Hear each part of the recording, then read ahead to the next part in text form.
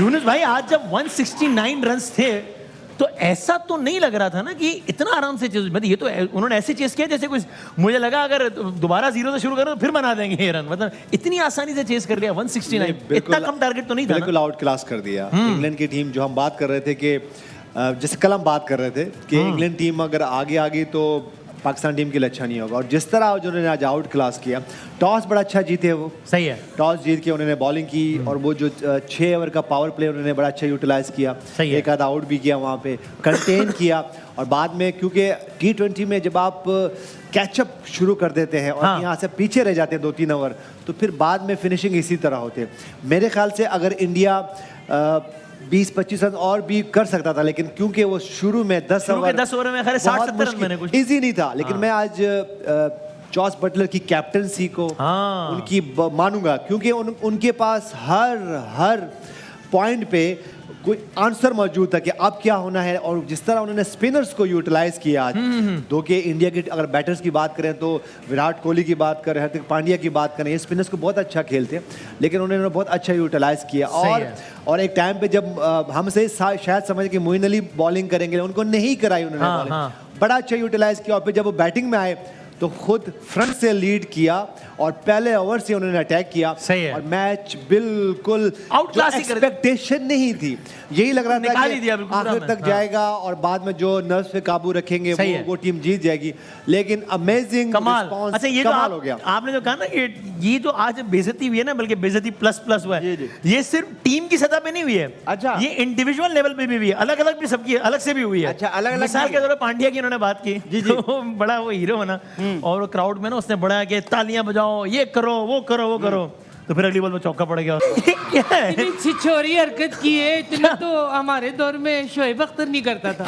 और पांड्या साहब को कहें कि जाके पांडे धोएं, उनका काम नहीं है। और आज मैंने एक ट्वीट भी पढ़ा, उसमें इरफान पठान कह रहे थे कि ग्रेस होनी चाहिए।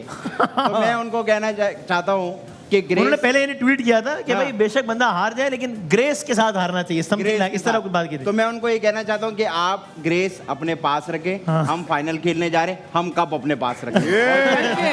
भाईजान मैं तो इससे भी आगे बढ़ के कहूंगा कि जिस लेवल का जंग लगा होता हारे, ग्रेस नहीं ग्रीस होनी चाहिए आपकी टीम को। सर तो ये सब के बाद भारतीय मीडिया भी बहुत गुस्से में, तो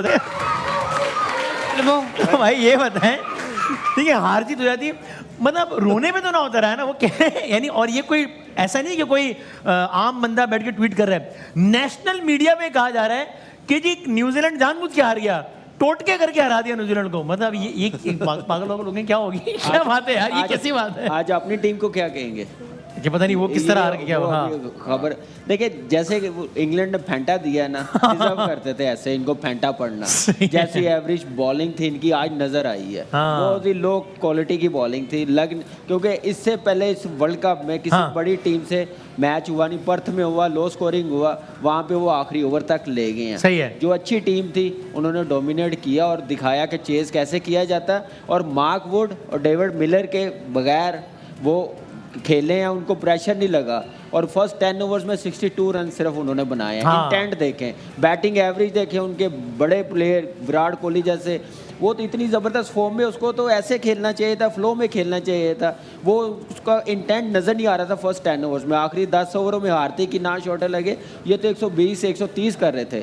तो मेरे ख्याल से यहाँ पे 200 भी होता ना इस बॉलिंग के खिलाफ, तो फिर भी उन्होंने चेज कर लेना था। अभी भी 24 बॉल पड़े हुए थे, 24 गेंदें पड़ी हुई थी, तो उन्होंने चेज कर लेना था। और ये तो उस वक्त जब आखिरी 4 ओवर में थोड़ा सा कमबैक किया इंडिया ने, आखिरी 4 ओवर में 58 रन बना डाले, तो ये बना, वरना तो बिल्कुल ही नहीं, तो इतना भी नहीं होना, इतना भी नहीं बनना था। अच्छी बारी, मजा आया बैटिंग देखने का कि T20 में कैसे बैटिंग और चेज कैसे किया जाता है। आज तो बड़े मजे आए। तो तनवीर भाई, अभी इंडियन मीडिया तो बड़ा गर्व कर रहा है ना अपनी टीम का, और वहाँ पर ये बात भी बहुत हो रही है कि भाई आप ये IPL से आगे जहाँ और भी हैं, आप अपने ही मुल्क में खेल रहे हो, खुद ही खेल रहे हो, खुद ही खुश हो रहे हो, बाहर की कंडीशंस में लोग अडॉप्ट नहीं कर रहे हैं। अब ये एलेक्स हेल्स PSL में, कराची किंग्स में खेले हैं सब, और इन्होंने इनका ज़्यादा एक्सपोजर है, तो ये वाला एंगल भी कोई है।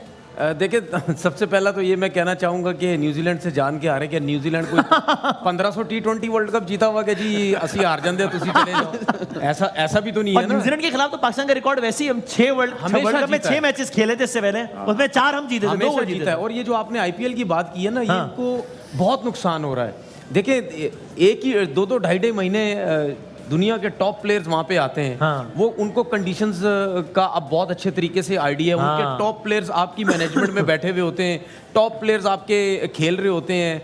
इंडिया के सारे टॉप प्लेयर्स, चाहे वो लोकल प्लेयर्स हैं उनके, चाहे वो इंटरनेशनल प्लेयर्स हैं, वो 2.5 महीने 2 महीने उनके साथ खेल रहे होते हैं, तो उनको बहुत समझ लग गई है। बेशक आप खरबों रुपया भी लगा दें, ठीक है आपके पास पैसा बहुत है, आप दुनिया को दिखाना चाहते हैं कि जी हमारे पास पैसा बहुत है, देखिए जी हम किसी टाइम भी एनी टाइम किसी भी कंट्री में किसी जगह पे जाके पैसा खर्च करके हम आईपीएल करवा सकते हैं, वो तो सब कुछ आप कर सकते हैं। लेकिन आपको नुकसान कितना हो रहा है?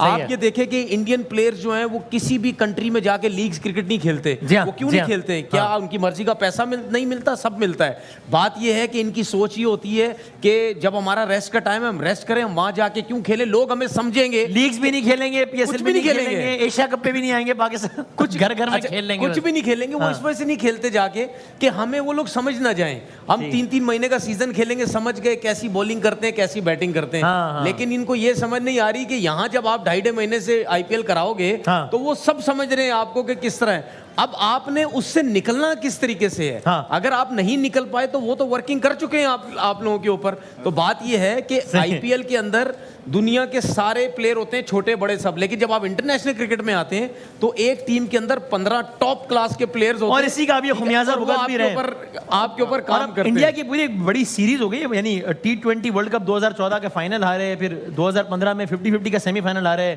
2016 में वर्ल्ड कप का सेमीफाइनल हारे, 2017 में फाइनल हारे, 2019 में ओडीआई का सेमीफाइनल, एक पूरी लंबी फहरिस्त। वैसे बट साहब आप मीडिया से ताल्लुक रखते हैं, ये नहीं कहता कि पाकिस्तान को भी नुकसान होगा जब आपकी पीएसएल हो रही है, टॉप के प्लेयर्स आएंगे, उनको भी नुकसान होगा जब हर साल ये टॉप के प्लेयर्स आते रहेंगे। सही है। हमने फिर उससे ऊपर और क्या वर्किंग करनी है उनको पकड़ने के लिए, ये हमारे फिर लोगों को देखना है। और बट साहब जब टीम हारती है तो जाहिर हमारे मीडिया में भी टीम पर क्रिटिसिज्म होता है, लेकिन इस लेवल पे तो कभी भी नहीं आया। यानी ये तो बहुत ही इमेच्योर नहीं है कि वो जी वो टोटके करके जीत गया या हमारा वो जो कहें टोटके ठीक है कह दें। अच्छा, मगर आपको वो नो बॉल याद है?